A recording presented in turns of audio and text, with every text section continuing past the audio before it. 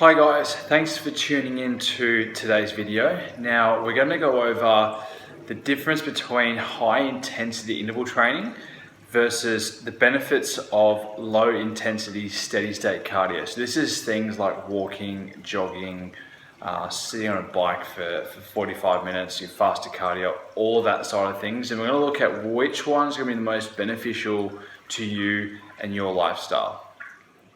Now, before I go into the pros and cons of each one, I want to make it clear that I'm talking about general fat loss here. I'm not talking about increasing fitness or your cardiovascular fitness or training for an event. I'm talking about general fat loss and which one is going to suit your lifestyle best, whether it's going to be high intensity interval training or low intensity steady state cardio.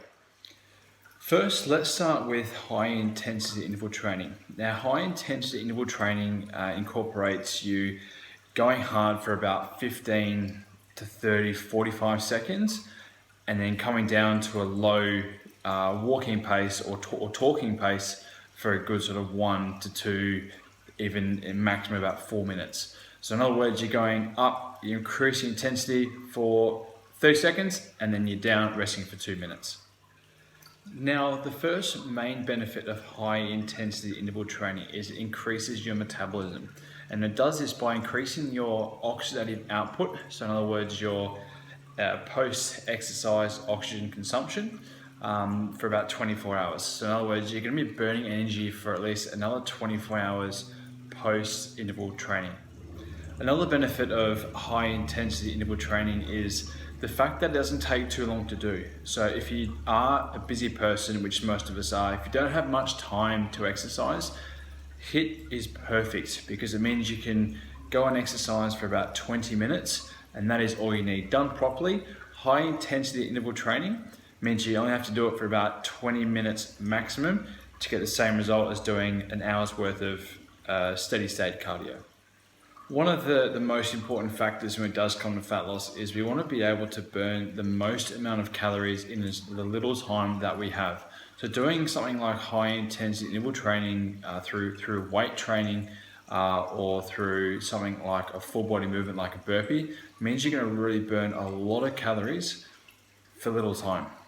Now, just like anything, there is obviously a downside to doing high intensity interval training, just like anything great. It is going to increase your risk of injury because it is pretty intense. So you want to make sure that you are in pretty good shape before you perform HIIT. Another one is it's pretty strenuous on the body as well.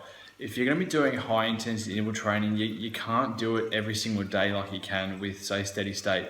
You need to make sure that you're giving your body enough time to recover, otherwise you are going to suppress your immune system and it is going to be very, very intense on your body and you're not going to be able to get the same amount of weight training in because you're going to feel absolutely shattered from the day's work before.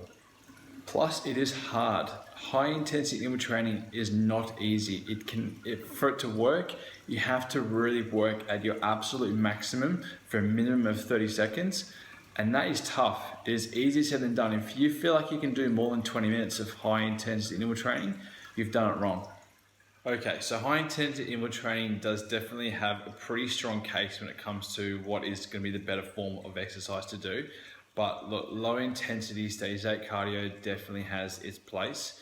Now, we're going to go through some of the pros and cons of this one, but one of the biggest pros is going to be, look, it is safer. It is a lot less stressful on the body. It's also a lot more sustainable for your lifestyle. So for example, it's something you can do in everyday life. It's just going out for a walk, go and walk the dog. It is going out for a jog with your friend. It's going to be coming into the gym and doing a nice easy session on the bike. You can walk on the treadmill and read a magazine. If that suits your lifestyle, great. Low intensity steady state cardio is going to be for you. Now on to the cons of steady state cardio. Now, it is time consuming. It takes a minimum of about 45 minutes to 1 hour to get the same effect of a short high intensity interval training session. So please know that it is time consuming. It has been shown to decrease muscle mass. Now, this has been backed up by a study. Think of the easiest way to get your head around this is think of a marathon runner's body versus a sprinter's body. The sprinter's body is pretty much built on the high intensity interval training, Whereas obviously a marathon runner does a lot of steady state cardio. Now you can imagine which one has more muscle mass. Next one is, it can get boring. I don't know about you, but I hate the treadmill. I can't think of anything worse than walking on a treadmill for 45 minutes. It is boring. If you're gonna do it, get outside and into the sunshine and get some fresh air. Another downside of low intensity steady state cardio is your metabolism can adapt pretty damn quick. So what works at the start won't work forever. Your body is very, very smart, and it will adapt very, very quick to the low intensity cardio. Now, how much of one should you do versus the other? Now, with the high intensity interval training, I recommend maybe no more than 3 sessions per week, because it is pretty intense. And the other 2 days or 2 or 3 days, get outside and go for a walk. Do something at lower intensity that's going to suit your lifestyle best. So, which one should you pick? Do both. Do the one that you enjoy the most, and do one that's going to suit your lifestyle in the most effective way.